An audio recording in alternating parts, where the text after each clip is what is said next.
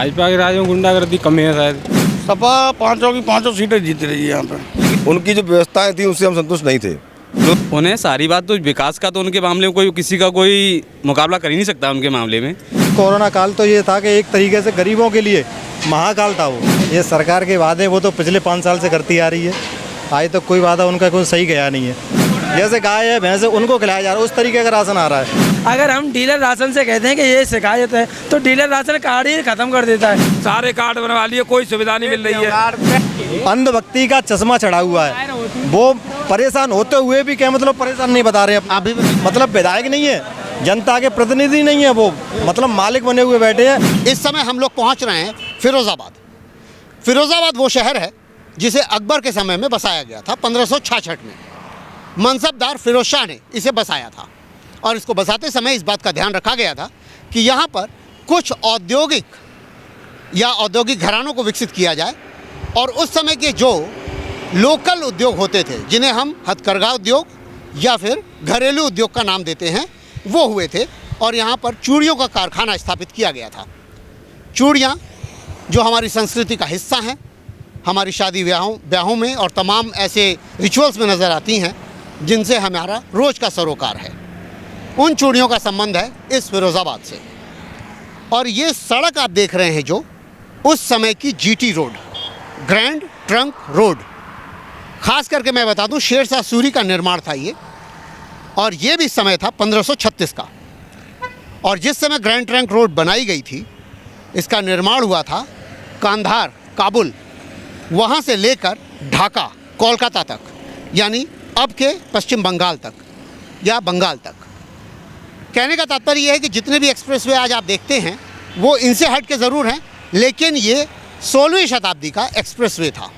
और इसकी ख़ास बात यह है कि आगरा से लेकर के आप जहाँ तक जाएंगे, चाहे वो वाराणसी जाएं, चाहे कानपुर जाएं, कन्नौज जाएं, इटावा जाएं। कन्नौज ये वही जगह है जहाँ इत्र का कारोबार होता है और आजकल चर्चा का विषय था इत्र का मित्र। इन सारी परिस्थितियों को देखते हुए भी मैं ये कह सकता हूँ कि ये बेहद विकसित रोड थी, लिंक रोड थी, जो आपको औद्योगिकी के साथ साथ हथकरघा और आपके घरेलू उद्योगों के निर्माण का विषय बनाती थी। बाकी जानकारी इस समय राजनीतिक क्या है, परिदृश्य क्या है, वो जानेंगे फिरोज़ाबाद चल के, मैनपुरी में पहुंच के, कन्नौज और इटावा जाकर या फिर कानपुर पहुंच के। तीसरे और चौथे और 5वें चरण के मतदान अभी होने बाकी हैं। 20 तारीख को यहाँ पर तीसरे चरण का मतदान है। जो जानकारी अभी तक मिली है उसके हिसाब से लगभग इस क्षेत्र में भी सपा और रालोद का ही वर्चस्व रहने वाला है। पहले और दूसरे चरण के मतदान का हिसाब किताब अब तक आ चुका है, बाकी उसका उत्तर या फाइनल रिजल्ट 10 मार्च को मिलेगा। कुछ लोग हमारे साथ खड़े हैं यहाँ पर एक्सप्रेसवे पर, फिरोज़ाबाद के रास्ते पर हम लोग खड़े हैं। बड़ी विशेष चर्चा है। पंडित जी हैं, यादव जी लोग हैं, अलग अलग पार्टियों के समर्थक। वशिष्ठ जी बोल रहे हैं कि भाजपा आएगी। क्यों भाजपा आएगी भाई? भाजपा के राज में गुंडागर्दी कम है शायद। पक्का गुंडागर्दी कम है? हाँ जी, तो बिल्कुल। हाथरस वाली घटना भूल गए? हाँ, गोरखपुर वाली घटना भूल गए? हाँ, भूल गए। नहीं तो वो तो है। साइकिल से उतरो ना। युवा हो इसलिए मैं तुम्हें बता रहा हूँ और पूछ भी रहा हूँ। मेरा तुमसे सिर्फ पूछने का मकसद है और कुछ नहीं है। मैं सिर्फ इतना जान रहा हूँ कि जब बोलते हैं आप लोग कि गुंडागर्दी कम हो गई, मैं कह रहा हूँ कि इनके पक्ष में भी गुंडागर्दी थी। मैं ये नहीं कह रहा हूँ कि जब सपा थी तो गुंडागर्दी नहीं थी, मान लिया।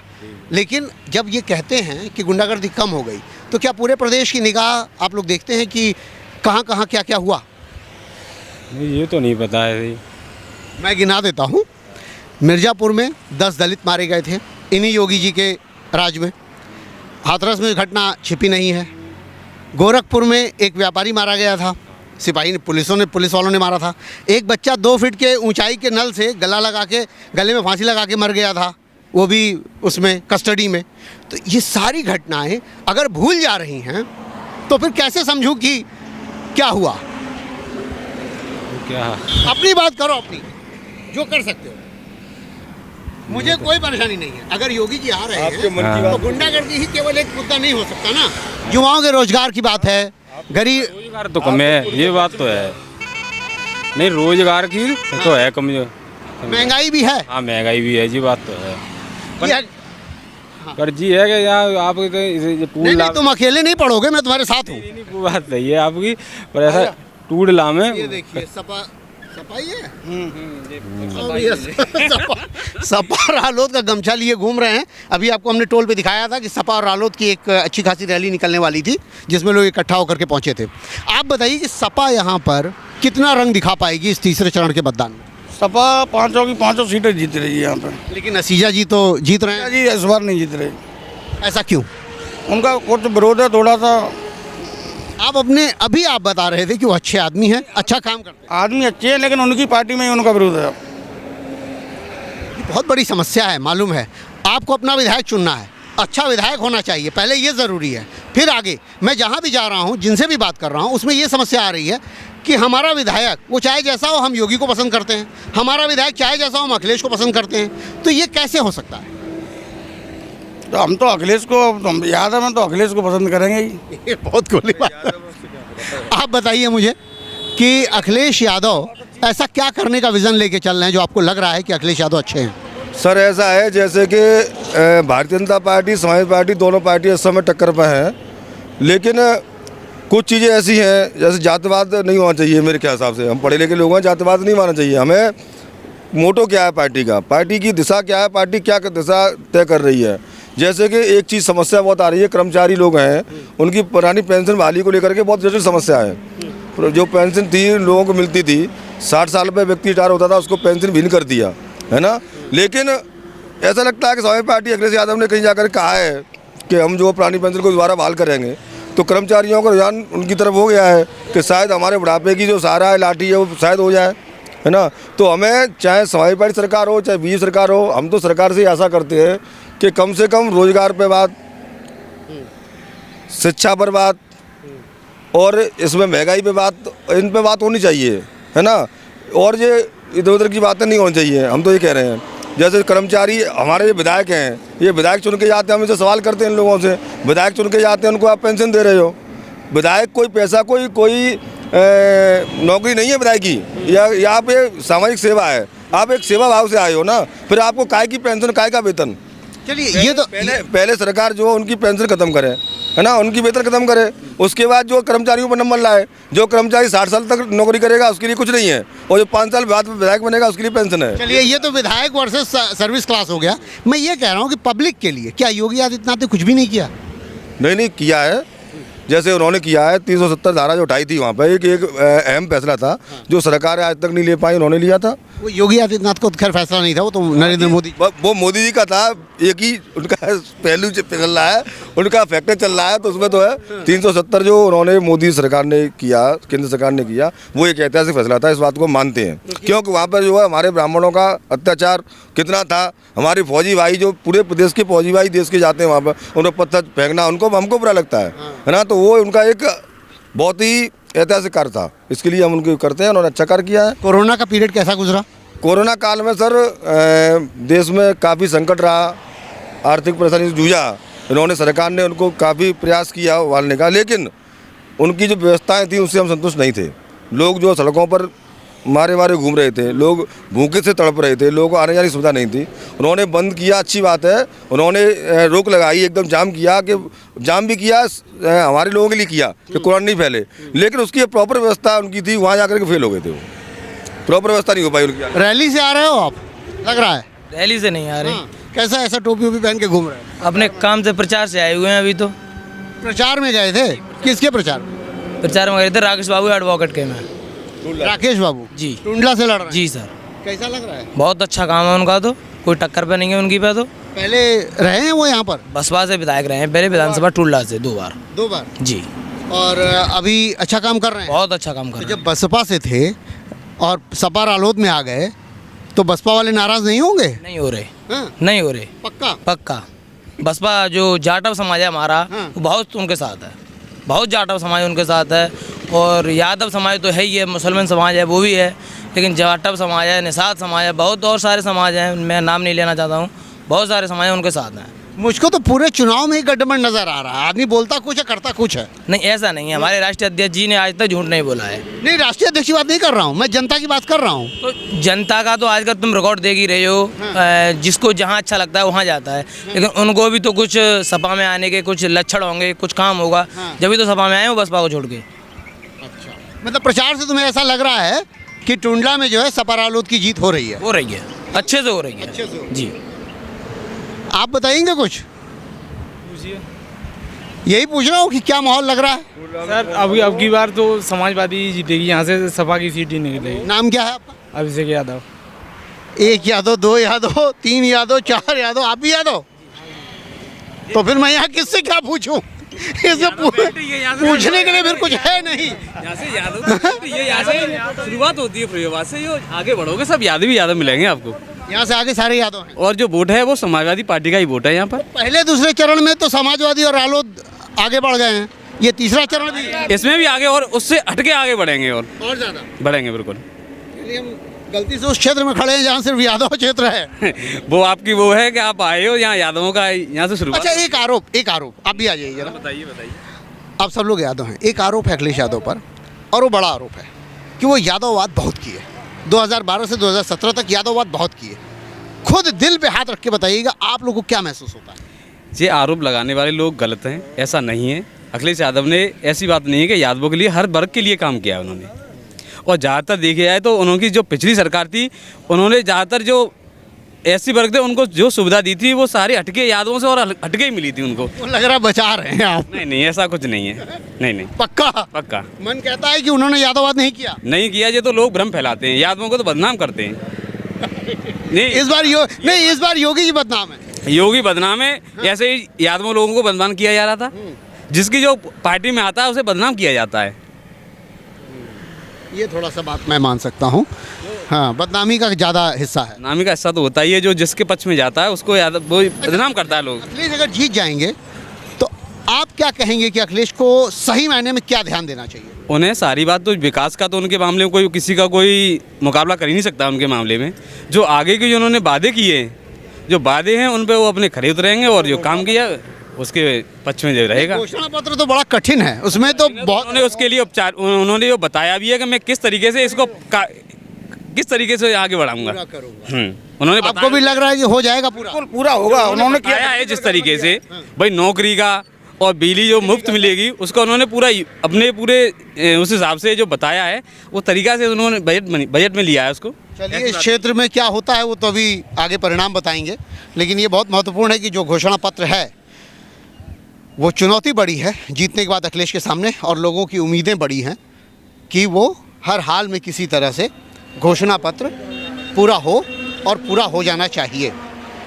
आप देखते रहिए राजपथ टीवी, और हम पहुंच रहे हैं फिरोज़ाबाद के भीतर। इस समय हम खड़े हैं फिरोज़ाबाद की एक फैक्ट्री में, और इस फैक्ट्री में इसलिए खड़े हैं क्योंकि यहाँ के लगभग 50 किलोमीटर क्षेत्र में जो लोग रहते हैं वो लोग यहाँ पर आकर काम करते हैं। और ये भी ज़रूरी है कि इस पूरे क्षेत्र का अगर जायज़ा लेना है तो ऐसी जगह जाइए जहाँ पर अलग अलग ज़िलों से लोग आकर के काम करते हैं। 20 तारीख को चुनाव होने वाला है, मतदान होना है।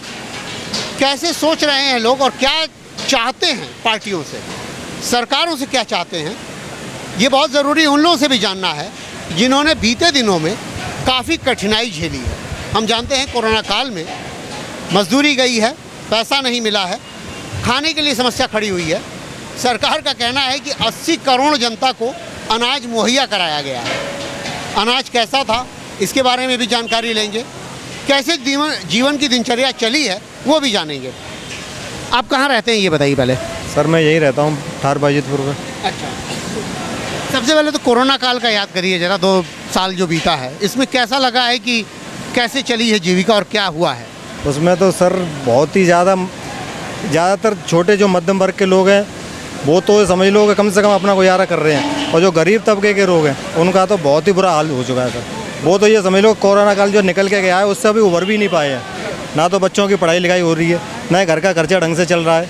यहाँ पे मजदूरी है जो कम से कम 3 महीने फैक्ट्रियाँ बंद रहीं, एक पैसा कहीं से मिला नहीं, जो था वो खर्च हो गया, दवाई दूरी में चला गया। दवाई दूरी की वजह से बहुत से लोगों की मौत हो गई।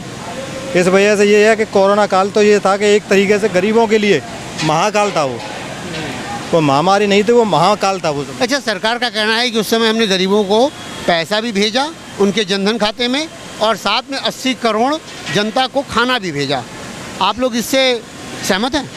ये सरकार के वादे वो तो पिछले 5 साल से करती आ रही है, आज तक कोई वादा उनका कोई सही गया नहीं है। उनके पिछले जितने भी वादे हैं वो सब उठा के देख लीजिए, सब उसी तरह का जुमला है जो उन्होंने कहा था कि मतलब हर गरीब के खाते में 15 लाख रुपए आएंगे। सिर्फ उसी तरह के वादे, ना तो वो 15 लाख वाला पूरा हुआ है और जो जितने भी वादे हैं ना वो पूरे हुए हैं। राशन मिल रहा है, 5 किलो राशन से मान के चलाओ कि घर चल जाएगा। राशन कैसा है? राशन तो ये समझ लिए कि उस खा कोई नहीं रहा, सब जो पशु हैं जैसे गाय है भैंस है उनको खिलाया जा रहा है, उस तरीके का राशन आ रहा है। देखो नमक में ये समझ लो कि कांच के टुकड़े आ रहे हैं निकल के, ठीक है। अगर नमक अगर किसी में अगर डाल के खाओ तो जैसे समझ लो ये लगता है कि जैसे कुछ बालू वगैरह मुंह में दे ली, इस हिसाब से नमक है। और चने हैं, चने ये समझ लो उसमें कीड़े निकल रहे हैं। अब आप भी अनाज जो मिले हैं उनसे आपने भी सहायता ली कभी? मिल रहा है सर। कैसा अनाज? लेकिन देखो साहब, नमक तो काऊ गर्म को ना है वो, वहाँ में तो आ तो रेत तो दिखाई मैंने देखो बने हुए हैं और उसमें काला काला से मिट्टी निकल रही है। वो तो 3 पैकेट हमें मिली, तीनों पैकेट रखी हैं, खोली भी नहीं है। बाकी तेल अब जब चना ऐसे निकल रहे हैं तो तेल तो यूज़ ही नहीं कर रहे हैं हम तो। अभी शरीर बताओ खा के पी के और बीमार और पड़ गए तो क्या होगा उसका? आप क्या कर रहे थे? चना भी तो भुने हुए निकल रहे हैं। चने भुने हुए निकलते हैं? और क्या निकलेगा उनमें, वो है ही क्या। अब शिकायत किससे करें? उसी का प्रशासन है। अच्छा तुम ही बताओ, चलो तुम बोलने के लिए आमादा हो। एक और चीज़ है, अगर हम डीलर राशन से कहते हैं कि ये शिकायत है तो डीलर राशन कार्ड ही ख़त्म कर देता है कि आपका राशन ही नहीं जाओ। अब क्या कहें, किससे शिकायत करें? 4 किलो राशन मिल रहा है हमारे 7 यूनिट है, 3 यूनिट का राशन मिल रहा है और 3 यूनिट का राशन 7 लोग कैसे खाएंगे महीने? 7 यूनिट का मतलब 7 लोग हैं? 7 लोग हैं और 1 यूनिट का 5 किलो मिलता है, यानी 15 किलो हो गया महीने में। अब 15 किलो में 7 लोग तो नहीं खा पाते। अच्छा एक और चीज़ है, बार बार योगी आदित्यनाथ कह रहे हैं कि बिजली हमने बहुत भयंकर दी हुई है, ज़बरदस्त। हाँ मानेंगे, बिजली बहुत भयंकर दी हुई है और फ्री में बिजली मीटर भी लगवाए हुए हैं। पर ये तो नहीं सोचा योगी आदित्यनाथ ने कि ये गरीब किसान बिल कहाँ से भरेंगे, ये बताइए कहाँ से भरेंगे? गैस का क्या हाल है? गैस का ये हाल है कि पहले जब फ्री सिलेंडर मिले थे तब तो ये था कि फ्री मिल रहे हैं और अब तो ये है कि 1000 का सिलेंडर है। मैं इसीलिए आप लोगों के बीच में आया हूँ। 1000 का सिलेंडर है, इससे पहले तो 400 450 अब फ्री हुआ था, तब तो सर्विसिटी भी आ रही थी और योगी आदित्यनाथ कहते थे भाई बहनों परेशान मत होइए, सर्विसिटी आपके खाते में आएगी। अरे खाते में बहन 1 रुपये नहीं आया खाते में, बताइए। और जनधन खाते हैं? हाँ जनधन खाते हैं। आयुष्मान योजना कार्ड है? उस आयुष्मान योजना कार्ड किसी भी हॉस्पिटल में चले जाओ कोई काम ही नहीं होता। हमें ज़रूरत है एक्सरे की, वो कह रहे हैं एक्सरे अभी नहीं होगा, डॉक्टर साहब को आने दो। बताइए क्या करेंगे आयुष्मान कार्ड का? उसका हमें कोई लाभ नहीं। हमें ज़रूरी है ट्रामा सेंटर की, वो भेज रहे हैं सरकारी हॉस्पिटल में, क्या करेंगे? क्या करेंगे? जा कर रहे हैं जो आयुष्मान कार्ड है उसको ट्रामा सेंटर वाले अलाउड नहीं करते हैं। नहीं, मोदी का तो यही कहना है, नरेंद्र मोदी यही कहते हैं कि आयुष्मान कार्ड बनवाइए और प्राइवेट में भी जाके अपना इलाज करवाइए। नहीं, वो नहीं करते सर। वहाँ पे जो दबंगे अगर वैसा मतलब जिनका ऊपर तो पहुँचे दबदबा है उनकी तो सुनते हैं, गरीब की कोई नहीं सुनता वहाँ। नहीं, आयुष्मान कार्ड तो गरीबों के लिए बना है। गरीबों को मिला तो गरीबों को कुछ मिल तो नहीं रहा है उस आयुष्मान कार्ड से। ई श्रम कार्ड, आयुष्मान कार्ड, सारे कार्ड बनवा लिए, कोई सुविधा नहीं मिल रही है। हर कार्ड बनवा लिया, कोई सुविधा नहीं मिली है सरकार। सिर्फ कार्डों की सरकार है ये? कार्डों की कोरी कार्डों की सरकार है, गरीबों को चूस रही है, गरीबों का खून चूस रही है कि 50 रुपए दो कार्ड बनवा लो और मिल कुछ रहा नहीं है। 50 और चले गए मजदूरी के, मिल कुछ रहा नहीं। अभी मेरी जानकारी के हिसाब से मैं गलत जगह खड़ा हो गया हूँ, क्योंकि यहाँ पर सारे के सारे सपा समर्थक हैं। सब सपा के ही हैं टोटल। ऐसा नहीं है, ऐसा नहीं है, ये ऐसा नहीं है, जरूरी सपा के नहीं है। यहाँ पे कम से कम ये 50 लोग खड़े होंगे, 50 में कम से कम 20 लोग सपा के। लेकिन और जो लोग ये सपा चिल्ला रहे इस सरकार से परेशान होकर। महंगाई है ना सर। अच्छा नहीं, एक सवाल सच में मैं पूछना चाह रहा हूँ। जैसे यहाँ खड़ा हूँ तो यहाँ समस्याएं दिख रही हैं कि है, अभी एक और दूसरे क्षेत्र में चला जाऊँ जहाँ पे थोड़ा भाजपा समर्थक इकट्ठे हो जाएं, वो बोलेंगे कोई समस्या ही नहीं है। ऐसा ना सर, देखो एक तो सर ऐसा तुम बोलो, अच्छा एक मिनट बोलो। उन्हें हमारे पास लाइए, हमें बताइए क्या समस्या नहीं है, हम भी तो उनसे जानकारी करें समस्या है या नहीं है। अगर आपने ये बोला कि बाईपास से हम खुश हैं, हम कुछ नहीं है, तो इसका रीजन भी तो होगा क्या, क्यों कुछ नहीं है हम। शायद ये आंख बंद करने से समस्या खत्म नहीं हो जाएगी। उन लोगों ने आंख बंद कर रखी है, अंधभक्ति का चश्मा चढ़ा हुआ है, वो परेशान होते हुए भी क्या मतलब परेशान नहीं बता रहे। आप भी बताइए। सर यही है कि महंगाई काफ़ी है सरकार में, बेरोजगार आदमी काफ़ी घूम रहा है, 200-200 रुपये इनकी मजदूरी मिल पा रही है सही तरह, 8-8 10-10 घंटे काम कर रहे हैं। इतने में क्या होगा सर, आप इतनी महंगाई में क्या होगा। और वो बोलते हैं कि नहीं साहब, कुछ लोग बीजे बोलते हैं कि नहीं साहब महंगाई कुछ भी नहीं है, पैसे सैलरी इतनी बढ़ गई, लेकिन हम पूछते हैं सैलरी कहाँ है, आप बताओ तो सही कहाँ पर। सबके वोट यहाँ पर अलग अलग जगह पर कहीं कहीं और हैं कि सब कहीं एक ही जगह गांव के हैं? अलग गाँव के विधानसभा अलग अलग है सबकी विधानसभा। फिरोजाबाद भी है, टुल्ला भी है, ऐसा भी है। हाँ, यहाँ सारे विधानसभाओं के लोग हैं, 4-5 विधानसभाओं के लोग काम कर रहे हैं। ऐसा नहीं है कि विधानसभा है यहाँ पर, 4-5 विधानसभा के लोग हैं जो यहाँ पर एकत्रित हैं अभी। अच्छा, आप लोग 5 विधानसभा के लोग हैं, तो फिरोजाबाद में 5 ही विधानसभा तो है। फिरोजाबाद तो ज़्यादा है, यहाँ लोग ज़्यादा हैं, फिरोजाबाद के ज़्यादा हैं, बाकी और विधानसभा कम है। लेकिन एक बात बताइए, यहाँ असीजा जी एक हैं जो फिरोजाबाद से जीतते हैं, वो कैसा काम करते हैं? सर असीजा जी हैं, लेकिन उन्होंने फैक्ट्रियों की तरफ कुछ नहीं, मजदूर की तरफ कुछ नहीं देखा उन्होंने। वो मजदूर क्यों पता नहीं, लेकिन उन्होंने मजदूरों के लिए एक भी काम, कभी इन्होंने कोई मुद्दा ऐसा नहीं उठाया कि हमें मजदूरी के लिए कुछ बोलना चाहिए, जबकि यहाँ लाखों में मजदूर है। फिरोजाबाद जो इंडस्ट्री में है, विधायक कम है, मालिक ज़्यादा है। यहाँ से 20 फैक्ट्रियों से वो मालिक है, पार्टनरी उनमें, तो मतलब वो मालिक है, वो मतलब विधायक नहीं है, जनता के प्रतिनिधि नहीं है, वो मतलब मालिक बने हुए बैठे हैं। और वो मजदूरों की वो कुछ कहेंगे नहीं, मतलब सुनने वाले नहीं है। कुछ कह रहे हो? जब चेयरमैन थे असीजा जी तब एक भी कंपनी पार्टनर नहीं थे, अब विधायक हुए तब से कम 20 फैक्ट्री पार्टनर होंगे फिरोजाबाद में। चेयरमैन जब थे तो अच्छा काम किया था, ऐसा सुनने में आया था। अच्छा किया था, तो अब तो बिजनेसमैन हो गए, अब तो नेतागिरी क्या बिजनेस कर रहे हैं। बोलिए। तब काम किया था, उसी वजह से चेयरमैन की वजह से वो विधायक बने। लेकिन अब जैसे इस भाजपा की आप ही को ढूंढ रहा है। इनकी सुनो पहले। हाँ, आप बताइए। आपका राशन कार्ड 2 साल से कैंसिल कर दिया है, और मैं राशन कार्ड बनवाने जाता हूँ, कोई कहता 1000 रुपये दे दो, भाई मेरे पास इतने पैसे है नहीं है, मैं कहाँ से ला के दूँ। राशन कार्ड आपका नहीं है, आयुष्मान कार्ड आपका नहीं है। आयुष्मान कार्ड भी मेरा नहीं है।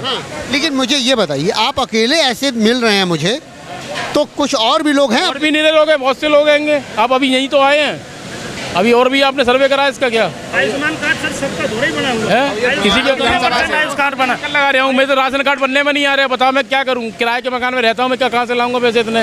1-1 हज़ार 15-15 रुपये मांग रहे, मैं कहाँ से ला के दे दूँ? तो फिर तो 2 साल से अनाज भी आपको नहीं मिला? नहीं मिल रहा, बिल्कुल नहीं मिला, मेरा कैंसिल कर दिया है, मेरा कैंसिल कर दिया है। पहले 1 यूनिट काटा था, फिर 2 काटे, फिर 3 काटे, फिर उन्होंने बिल्कुल कैंसिल ही कर दिया मेरा। अब मैं दबरई चक्कर लगाया, दबरई भी कोई सुनवाई नहीं हो रही। आप किसके पास गए हैं? मैं दबरई गया था, जो उनका ऑफिस जो बना हुआ है, कि उनका आपूर्ति जो उनके वहाँ गया था। डिस्ट्रिक्ट सप्लाई ऑफिसर होता है, DSO, उसके पास जाना होता है। उसके पास मैं वहाँ तक पहुँच ही नहीं पाया था, वो मिल जाते हैं तो उन्होंने कहा ठीक है तुम्हारा काम हो जाएगा, ये लेके आओ, फलानी चीज़ लेके आओ। वहाँ से उन्होंने कही ऑनलाइन कराओ। अच्छा, शहर के भीतर रहते हैं, गाँव में रहते हैं? मैं शहर के भीतर रहता हूँ। शहर में तो जैसे नगर निगम और ये सब जो जगहें हैं, यहाँ पर भी शिकायत दी जाती है। इतने काम बताते हैं, मैं काम करूँगा, ये बनवाऊँ, क्या करूँ बताओ मैं? इतने काम बताते हैं मुझे कि वो बना लाओ, वो लाओ, फलाना लाओ, तो भाई एक दिन का काम मारा जाता है तो मैं पीछे हो जाता हूँ। किराए के मकान में रह रहा हूँ, तो मैं कहाँ से लेके आऊँगा? 3 नहीं, आपका मैं परेशानी समझ रहा हूँ, आपकी परेशानी। आप कह रहे हैं कि और भी कार्ड नहीं बने हैं लोगों के। कार्ड तो सर ऐसा है ना, या कितने % आयुष्मान कार्ड बने हुए हैं? 10-5%, लेकिन बाकी सब लोगों के कार्ड आयुष्मान तो है नहीं है सर। हमारा कोई आयुष्मान कार्ड बना ही नहीं है, अप्लाई किया नहीं बनाया, कुछ नहीं सुना। 2-4 लोगों के यहाँ कितने आप ऐसे हैं? आप लोगों का बना हुआ है? कितने लोग सही बोल रहे हैं वो। अब ये है ही नहीं, कोई सुविधा मिल ही नहीं रही है। आयुष्मान कार्ड तो हमारा भी नहीं है, नहीं मिला। हमारा भी नहीं मिला। सही बता रहे हैं कि? बिल्कुल सही बता रहे हैं भाई साहब, हम क्यों झूठ बोलेंगे? झूठ बोलने की बात नहीं कह रहा हूँ, क्योंकि इतने लोगों का नहीं बना अगर कार्ड, और सबका ही नहीं बना है, तो आप लोग एक जगह जाकर के पहुँचते क्यों नहीं है? हम जाते हैं तो भैया कभी कहते हैं साइड बन दे, कभी ये बन दे, तो मैं क्या करूँ ये बता? पहले मैं ये अपना बच्चों को भूखा मार दूँ? काम नहीं करूँगा तो मैं क्या करूँगा फिर? आप बताइए, आपके चेहरे को देख के मैं पूछ रहा हूँ, क्या आयुष्मान कार्ड आपका भी नहीं बना है कुछ ऐसा? आयुष्मान कार्ड नहीं बना। और और राशन कार्ड? राशन कार्ड भी नहीं, जाओ वहाँ कुछ मिलता है, पैसे चले जाते हैं उसमें, नेट पे डाल दो, डायरेक्ट कराओ, कुछ नहीं, जाओ आ जाएगा। 2 साल हो गए ऑनलाइन कराओ, ऑनलाइन में कुछ नहीं है। मेरा भी नहीं बन पा रहा सर जी, बहुत कई सालों से परेशान हूँ। ये सरकार बेच के खा गया। सरकार डबल इंजन की है, डबल महंगाई है। अगली साल 24 मार्च को 80 रुपए किलो तेल था, आज 180 है। तीसरा इंजन और लगा दो तो कितना हो जाएगा। बात कांटे की है। तो रिएक्ट हो जाता है। तीसरा इंजन और लगाओ। जब बॉम्बे जाते हैं, जब तीसरा इंजन लगता है गाड़ी में, एक और लग जाए, जैसे कि डबल इंजन सरकार है ना, तब भी विकास डबल में हो गया ना, अब तीसरा और लगा इसमें। आदमी हैरान है।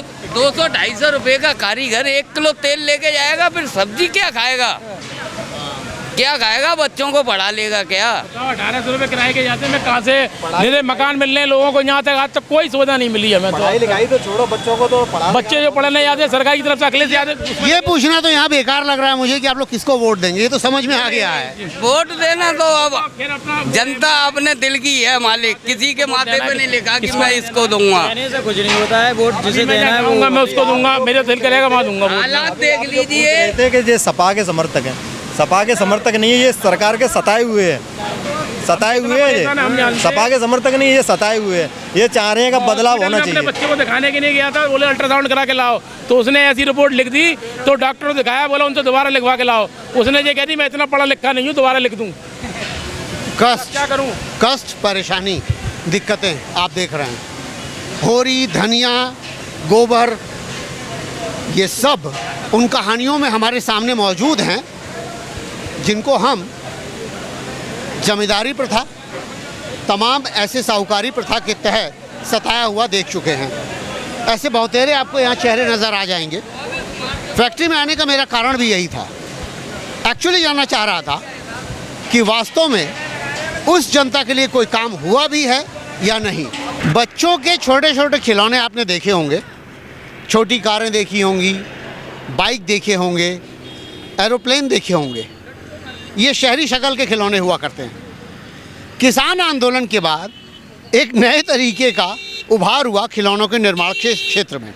आप ये देख रहे हैं कि छोटा सा प्लास्टिक का बना हुआ ये ट्रैक्टर है, और ट्रैक्टर का संबंध हम जानते हैं कि किसानों से ज़्यादा होता है। किसान आंदोलन के बाद उपजी हुई ये धारा निश्चित रूप से सराहनीय है, देखने योग्य है। ये बताइए, ये कहाँ से आते हैं खिलौने? ये खिलौने कहाँ से आए? लुधियाना से। लुधियाना से बनकर आए हैं। प्लास्टिक के बने हुए? प्लास्टिक है, प्लास्टिक। प्लास्टिक है, फाइबर का बना हुआ है। फाइबर का बना।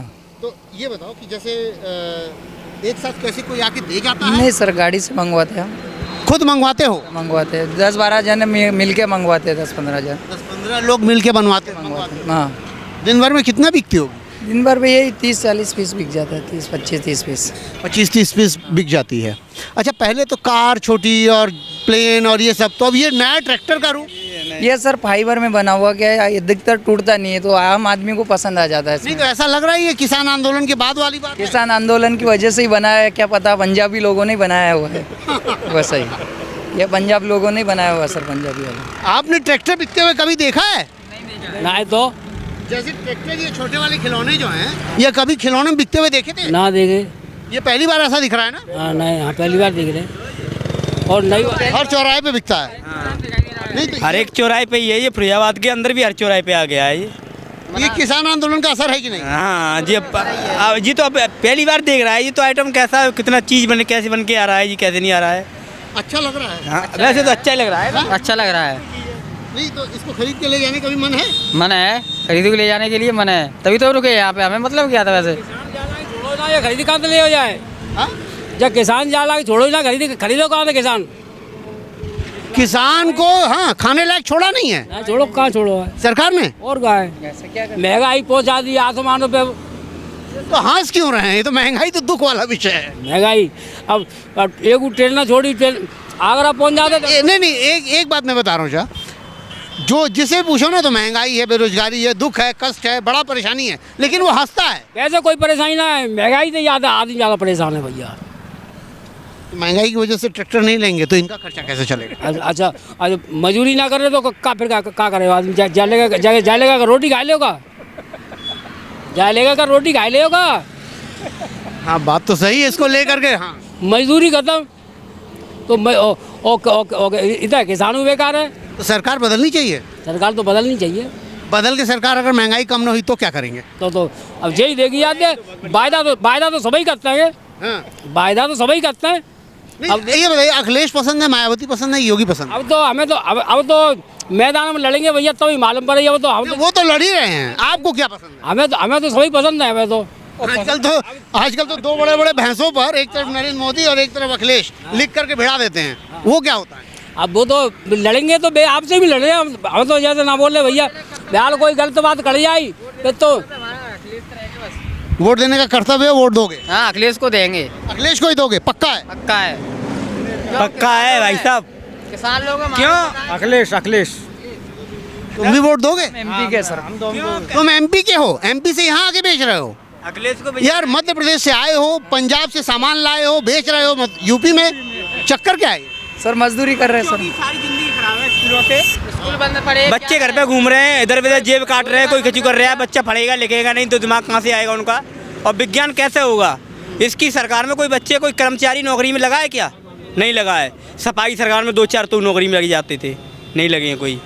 किसानों की तो मट्टी खराब है। गेहूँ आलू गाँव में इतने साल ढिले हुए हैं, क्या करेंगे वो ज़िंदगी में? इसलिए महंगाई बढ़ रही है सारी चीज़ की। समस्या बड़ी है। किसका कलेक्शन? अच्छा कहीं और बात कर रहे हो तुम। बहुत सारे रंग हैं, लेकिन एक रंग बहुत तेज चढ़ा हुआ है, अखिलेश यादव। अखिलेश यादव। हम आए थे हरिभजन को, ओटन लगे कपास। देख रहा था मैं कि किसान किस तरीके से ये ट्रैक्टर बना के बेच रहे हैं, किसान आंदोलन का कितना असर है। और फंस गया मैं राजनीति के चक्कर में, लेकिन खैर वो भी हमारा विषय है। इस समय जो भी जनता दिख रही है आपको इस रास्ते पर, वो एक सुर में बोल रही है सरकार बदलनी चाहिए, महंगाई बहुत ज़्यादा है, बेरोजगारी है, खाने को कुछ है नहीं, तो कैसे खरीदे जाएं ये ट्रैक्टर जिनको हम चाहते हैं कि किसान के ये एक तरीके से निशान है।